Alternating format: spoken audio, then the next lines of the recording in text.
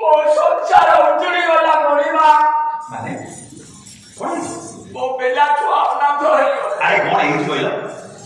ସ୍ତ୍ରୀଟିର ଦେହ ଖରାପ, ଅନେକ ମେଡିକାଲ ବୁଲେଇଲାଣି, ଅନେକ ପଇସା ଖର୍ଚ୍ଚ କଲାଣି, ହେଲେ ସେ ରୋଗ ଜମା ଭଲ ହଉନି। କଣ ହେଇଛି ତମ ସ୍ତ୍ରୀର? ବର୍ତ୍ତମାନ କଟକ ବଡ ମେଡିକାଲରେ କମ୍ପ୍ୟୁଟର କରାଗଲା। କମ୍ପ୍ୟୁଟର ରିପୋର୍ଟ ବାହାର କଲା, ତାର କଣ ହାଇଡ୍ରୋସ ପ୍ରେସର ବଢି ଯାଇଛି। ଅପରେସନ ପାଇଁ ଟଙ୍କା 10,000 ଆପଣଙ୍କ ପାଖକୁ ଆସିଛି। ଟଙ୍କା ତ ଦରକାର, ସ୍ତ୍ରୀର ଦେହ ଖରାପ ବୋଲି ମିଛ କହିବା ରାଜା ଯାହା ନିଷ୍ପତ୍ତି ନିଅନ୍ତି ମନ୍ତ୍ରୀଙ୍କୁ ପଚାରନ୍ତି। ମନ୍ତ୍ରୀଙ୍କୁ ପଚାରିଲେ ମନ୍ତ୍ରୀ ଟିକେ ଶୁଣିଲ, ପାଖକୁ ଆସ, ଯଦୁମଣିଟା ଶୁଣିଲ। ଯଦୁମଣି କଣ ଟଙ୍କା 10,000 ମାଗୁଛି? ଆପଣ ମନା କରୁଛୁ। ସେ ହଉଛନ୍ତି ଯଦୁମଣି, ତା ନିଅନ୍ତି ସବୁ ପତ୍ର ପାଣି କରିଛନ୍ତି, କେବେ ଫେରାନ୍ତିନି। ଆପଣ ମନା କରୁଛୁ। ଏଇଟା ମୋ ବେଉସା ଉଡେଇଲା। ଆପଣ ଏମିତି ଗୋଟେ ବେଳାରେ ଆସିଲେ, ଅପରେସନ ବେଳ ଶୁଣ ମୋ କଥା। ରାଜକୋଷରେ ଯାହା ଅର୍ଥ ଥିଲା ଗତ ବର୍ଷ ଯୋଉ ବନ୍ୟା ବାତ୍ୟା ଆଇଥିଲା ସବୁ ରିଲିଫରେ ସରିଯାଇଛି, ଆଉ ରାଜକୋଷରେ କିଛି ନାହିଁ। ଆପଣଙ୍କ କୋଷରେ କିଛି ନାହିଁ, ନହେଲା ନାହିଁ 10,000 ଟଙ୍କା 5,000 ସାହାଯ୍ୟ କରନ୍ତୁ ଆଜ୍ଞା। କିଛି ତ ନାହିଁ, 5,000 କୋଉଠି ଦେବି? ନହେଲେ ଟଙ୍କା 500 ଦିଅନ୍ତୁ ଆଜ୍ଞା।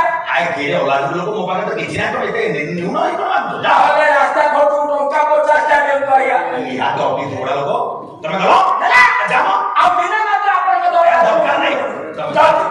ଯେତେବେଳେ ମନା କରିଦେଲେ ଅପମାନିତ ହେଲେ ଯଦୁମଣି। ରାଜା ତୋ ପାଇଁ ଏଟିଏମ୍ ପ୍ରଶସ୍ତି କଲାବେଳେ, ତୋ ପାଇଁ କବିତା ଲେଖି ତୋ ନାଁରେ ଭଣତି କଲାବେଳେ ରାଜା ଅସମୟରେ ଗୋଟେ କେଇଟା ଟଙ୍କା ସାହାଯ୍ୟ କର। ମନ ଦୁଃଖେ ଯଦୁମଣି ପରାବା ବୁଡ଼ିଲେ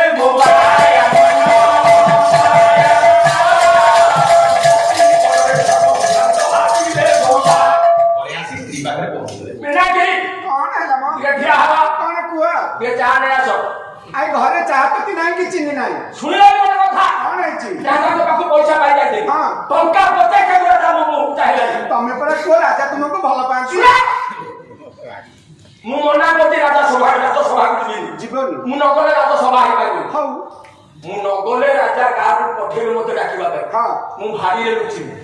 ଯଦି କିଏ ଆସିକି ପଚାରିବ ସ୍ୱାମୀ କାହାନ୍ତି, କହିବ ସ୍ୱାମୀ ଘରେ ନାହାନ୍ତି, ସେ ବିଦେଶ ଯାଇଛନ୍ତି।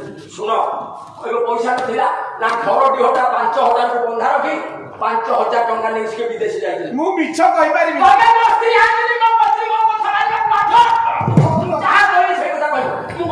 ହଉ ଠିକ ଅଛି। ସ୍ତ୍ରୀ ଯାଇ ବତେଇ ଦେଲେ, ଆଜିଠୁ ଆଉ ରାଜସଭାକୁ ଯିବିନି, ମୁଁ ଲୁଚିକି ରହିବି। ଯଦି ରାଜା ଲୋକ ପଠାନ୍ତି କହିଦବ ସ୍ୱାମୀ ବିଦେଶ ବୁଲିବାକୁ ପଳେଇଛନ୍ତି, ନା ଟଙ୍କା କୋଉ ଭାଣିଲେ ନା ଘର ଡିହ ବନ୍ଧାରେ ବିଦେଶ ପଳେଇଛନ୍ତି।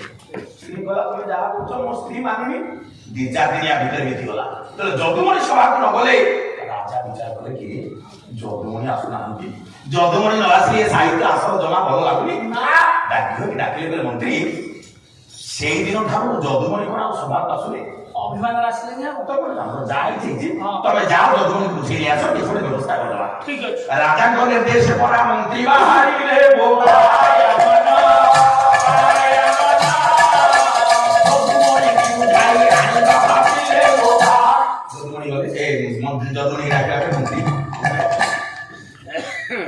ମହାଶୟ, ମହାପାତ୍ର ଘର କୋଉଠି? ଓହୋ, ମୁଁ ଟିକେ ବ୍ୟସ୍ତ ଅଛି, ଆପଣଙ୍କ ସାଙ୍ଗରେ ଯାଇପାରୁନି। ମୁଁ ରାସ୍ତାରେ ଦେଖେଇବି। ଆଚ୍ଛା, ଆପଣ ଏଇ ରାସ୍ତାରେ ଯିବେ, ଟିକେ ଆଗକୁ ଗୋଟେ ବାଙ୍କ ପଡିବ। ସେ ବାଙ୍କ ପାଖରେ ଗୋଟେ କୂଅ ଅଛି, ସେଇଠି ଗଳି ପଡିବ। କୂଅରେ କୂଅ ପାଖରେ ଗୋଟେ ଗଳି ଅଛି, ସେ କୂଅ ଗଳିରେ ଯିବେ। ଆଚ୍ଛା ଠିକ ଅଛି। କୂଅରେ କଣ କରିବେ? ନାଇଁ ନାଇଁ ଠିକ ଅଛି। ଯା ଯଦୁମଣିକୁ ଡାକିଲେ ପହଞ୍ଚିଲେ। ମହାପାତ୍ର ଘର ଅଛ? ମହାପାତ୍ର ଟିକେ ବାହାରକୁ ଆସିଲ। ତମେ କିଏ? ମୁଁ ତାଙ୍କ ସ୍ତ୍ରୀ। ମହାପାତ୍ର ଘର ଅଛନ୍ତି? ସେ ନାହାନ୍ତି। କୁଆଡେ ଯାଇଛନ୍ତି? ସେ ବମ୍ବେ ପଳେଇଛନ୍ତି। ପଇସା ନଥିଲା ବୋଲି କହୁଥିଲେ। ଏଟାକୁ ବନ୍ଧା ପକେଇକି ସେ ବମ୍ବେ ବୁଲିବାକୁ ଯାଇଛନ୍ତି। ରସିକିଆ ଲୋକ। ହଉ, ଯେତେବେଳେ ବମ୍ବେରୁ ଆସିବ କହିବେ ମନ୍ତ୍ରୀ ଆସିଥିଲେ, ଯଥା ଶୀଘ୍ର ରାଜସଭାକୁ ଯିବ। ମଣିମା କହିଛନ୍ତି। ମନେ ପକେଇ କହିବ। ନିଶ୍ଚିତ କହିବି। ଆସୁଛି। ଯାହା ଯଦୁମଣି ବତେଇଥିଲେ ସ୍ତ୍ରୀ ମନ୍ତ୍ରୀଙ୍କ ଆଗରେ ସେୟା କହିଦେଲେ। ମଣିମା ମନ୍ତ୍ରୀ ମହାପାତ୍ର ଘରେ ନାହାନ୍ତି, ମାନେ ବମ୍ବେ ଯାଇଛନ୍ତି। ଆରେ ଟଙ୍କା ଅଭାବ ଥିଲା ଆମ ପାଖକୁ ଆସିଥିଲେ, ବିଦେଶ ଘର ଝିଅଟା 5,000 ଟଙ୍କା ଅଧା ପକେଇ ବମ୍ବେ ଯାଇଛନ୍ତି। ଆଚ୍ଛା କହୁଛଟି ଠିକ ଅଛି। ରାଜା ଅପେକ୍ଷା କଲେ, ୟାର 2-4 ଦିନ ବିତିଗଲା। ଯଦୁମଣି କହିଲେ ନିଶ୍ଚିତ ଏଥର ମତେ ସ୍ୱାଗତ। ହଉ ଧୀମନ୍ତ ମଣ୍ଡଳୀ ମୋର, ହେ ପରା କହିଲେ ବସିବି ଚାରି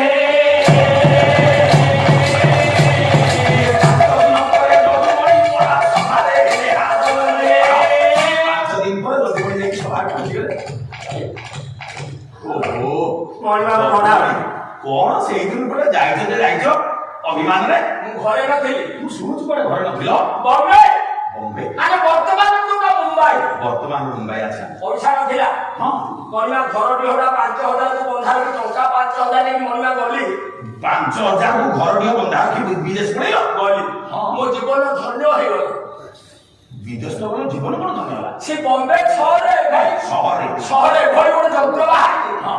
ଆପଣ ସେ ଯନ୍ତ୍ର ସାହାଯ୍ୟରେ ଆକାଶକୁ ଯାଇଲେ 7 ପୁରୁଷ ଦେଖିବେ କଣ ଏଭଳି ଗୋଟେ ଅଦ୍ଭୁତ ଯନ୍ତ୍ର ବାହାରିଛି ଯାହା ସାଥିରେ ଆକାଶକୁ ନେଇଲେ 7 ପୁରୁଷ 7 ପୁରୁଷ ଦେଖିବେ ମୁଁ 5,000 ଦେଇ 7 ପୁରୁଷ ଦର୍ଶନ କଲି ଯନ୍ତ୍ର ଆଣିବା ପାଇଁ ଦାମ ବୁଝିଲି ହେଲେ 60,000 ଯନ୍ତ୍ର ଦାମ ଓ କିଣିବାକୁ 60,000 ତାହେଲେ 5,000 ଦେଇ ତମ ପୂର୍ବପୁରୁଷ ମାନଙ୍କୁ ଦେଖି ଜୀବନ ଧନ୍ୟ କରିଦେଲେ ଆଜ୍ଞା ରାଜା ବିଚାର କଲେ କି କଥା ଏଭଳି ଗୋଟେ ଅଦ୍ଭୁତ ଯନ୍ତ୍ର ଯାହା ସାଥିରେ ଚାହିଁଲେ ମୁଁ ମୋର ପୂର୍ବଶ୍ରୀ 7 ପୁରୁଷ ଦେଖିପାରିବି ଆଜ୍ଞା ଆଚ୍ଛା କିଣିବାକୁ କେତେ ଟଙ୍କା 60,000 60,000 ମନ୍ତ୍ରୀ ଆଜ୍ଞା ଯାହା ହେଲେ ବି ମୋ ସେ ଯନ୍ତ୍ରଟା ଦରକାର ଟଙ୍କା 50ଟା ଦେଇକି ମୁଁ ଅପମାନିତରେ ଯାଇଛି ଗୋଟେ କାମ କର ଆଚ୍ଛା କେତେ କଲେ ଯନ୍ତ୍ରଟା 60,000 60,000 ହଉ ଦିଅ ଫଳ କରିଦେବି କଣ ମଣିମା ଏ ଯନ୍ତ୍ର ଦାମ ରାସ୍ତା ଖର୍ଚ୍ଚ ବାଟ ଖର୍ଚ୍ଚ 10,000 ଦେଇଲୁ 60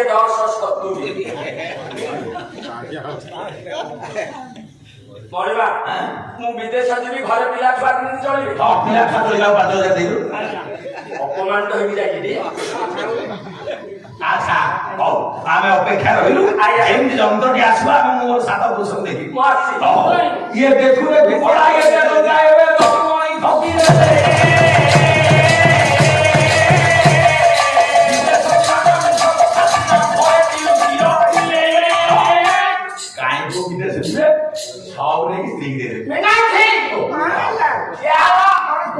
ଦେଖିଲ ଗୋଟେ ଦିନ ଭାରିରେ ଲୁଚିଲି 75,000 ଆଉ ଗୋଟେ ଦିନ ଇଶାନ ଘର ଇଶାନ ଉପରେ ଲୁଚୁଛି ଆମେ 75,000 ଆମେ ହେଇଯିବା 1.5 ଲକ୍ଷ ଏ ଟଙ୍କା ନିଅ ଖାଲି ଯାଇକି ତମେ ଏଟିଏମରେ ଭର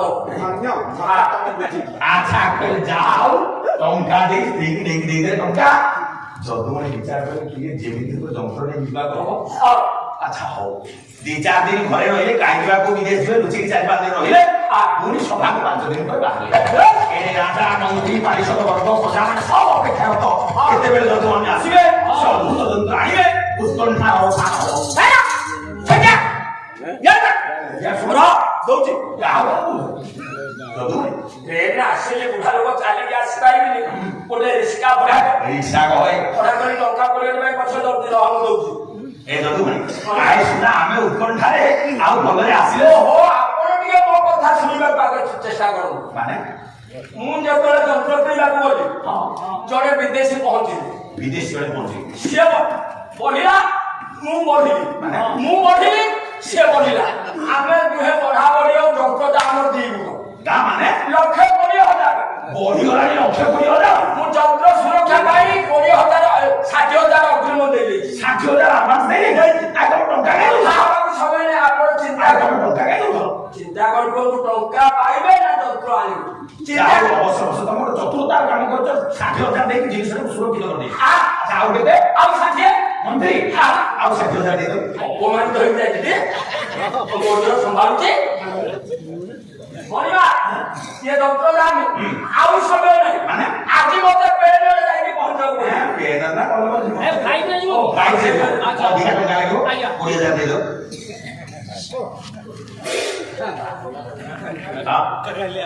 ମଣିମା ମୁଁ ବିଦେଶ ଯିବି ଘରେ ପିଲା ଛୁଆ କେମିତି ଚଳିବି ଏବେ ପୁରା 5 ଦିନ ତଳେ 5,000 ଦିଆହେଇଥିଲା ପିଲା ଟେନସନ କରୁଛନ୍ତି ପାମ୍ପଡ଼ ଖାଉଛନ୍ତି ଆଗେ ସେ ଆଚ୍ଛା 5,000 ଦେଇଦେବୁ ଆମେ ଅପେକ୍ଷା ରହିଲୁ ଯେମିତି ଯନ୍ତ୍ର ଆସିବ ଇଏ ଦେଖୁ ପରା 1,00,000 ଟଙ୍କା ମଣି ଠକିଦେଲେ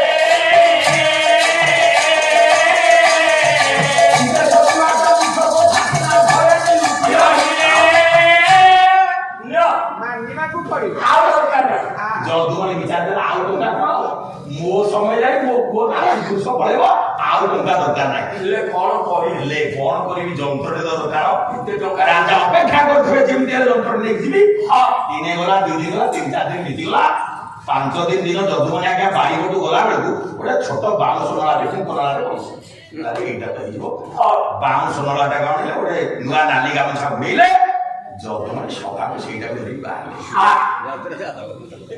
ଧୀରେ ଧୀରେ ଯଦୁମଣି କହିଲେ ଗମନ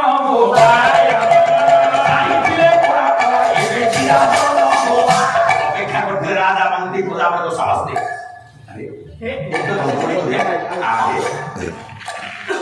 নমস্কার নমস্কার নমস্কার নমস্কার মন্ত্রী এমএলএ হলে আউ যদুমণি আই ফলরে আসছি নিশ্চয় প্রতীক্ষা তো গোটে কথা কইলা আমার উৎকণ্ঠা উদ্বেলন বড়ি যাইছি আচ্ছা যন্ত্র আসছে না নিশ্চয় বলিবা পড়িবা যন্ত্র দেখিবা পূর্বর বড় শর্ত আছে যে বাপার পুଅ সে সাত পুরুষ দেখিব যে অনবাপা পিলা তাকে কিছু দেখাଯିবনি কি কথা কাই টঙ্কা নিলা বেলে তো এই কথা কইলো কাই যন্ত্ররে যখন হারমোন করিয়া প্রশ্ন উঠিলা যে বাপার পুଅ সে সাত পুরুষ দেখিব যে অনবাপা পিলা তাকে কিছু দেখাଯିব কোন রাজ্যে বাপর পুଅ তাকে সাত পুরুষ দেখাଯିব আরে আচ্ছা তুমি কোন নিজে দেখিছো নিজে দেখি আছে আপনার মধ্যে সন্দেহ হচ্ছে আপনার সামনে যদুমণি কইলা গিয়া সেটি দেখিছি এটি বি দেখুଥିଲେ গ্রান্ডি সে আকাশ বনেলে মরিবা কো ডাটি আরে তাঙ্ক মম্মি কি আনন্দরে অছ তম পাখকু মতে দেই জানি যাও পরীক্ষিত সেটি দেখি আসলে এটি বি সমস্তাকে দেখিলো কিছু অসুবিধা নাই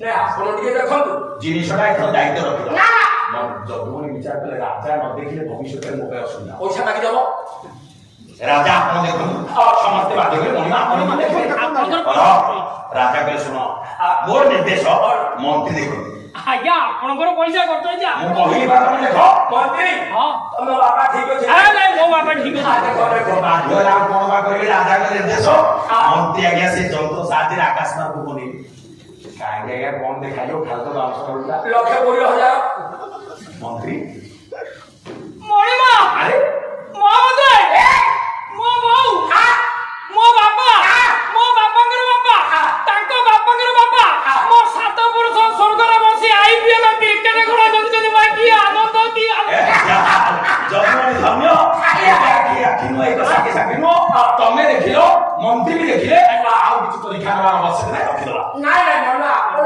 দেখিলে মো মনর সন্দেহ আপনক পয়সা যন্ত্র দিয়া ଆପଣଙ୍କର ପଇସା ମନ୍ତ୍ରୀ କହିଲେ ଯଦୁମଣି କହିଲେ ପ୍ରଜାମାନେ କହିଲେ କିନ୍ତୁ ଆପଣ କିନ୍ତୁ ନ ଦେଖିଲେ ଆଚ୍ଛା ବାଧ୍ୟ ହେଲେ ରାଜା ଆଉ ବାଟ କିଛି ନାହିଁ ବାଧ୍ୟ ହେଇ ରାଜା ସେ ଯନ୍ତ୍ର ସାହାଯ୍ୟରେ ଆକାଶ ମାର୍ଗକୁ ବନେଇଲେ କାହିଁକି ଆଜ୍ଞା କଣ ଦେଖାଯିବ ଖାଲି ତ ବାଉଁଶ ନଳଟା লক্ষে 20,000 ରାଜା ବିଚାର କଲେ କି ଟିକିଏ ପୂର୍ବରୁ ଯଦୁମଣିକି ଦେଖାଗଲା ସମସ୍ତ ଆଗରେ ମନ୍ତ୍ରୀକି ବି ଦେଖାଗଲା ମୁଁ ଯଦି ସତ କହିବି ମତେ କିଛି ଦେଖାଯାଉନି ସମସ୍ତେ କହିବେ ରାଜା ଗୋଟେ ଅଣବାପା ଜୀବନରେ କେତେ ରୋଜଗାର ହଉଛି ଗଲେ ଗଲା ପଇସା କୁଆଡେ କିଏ ନଉଛି ଡାକିଦେଲେ ଯଦୁମଣି ମନ୍ତ୍ରୀ ତମକୁ ସିନା 7 ପୁରୁଷ ଦେଖାଯାଉଥିଲା ମତେ 14 ପୁରୁଷ ଦେଖାଯାଉଛି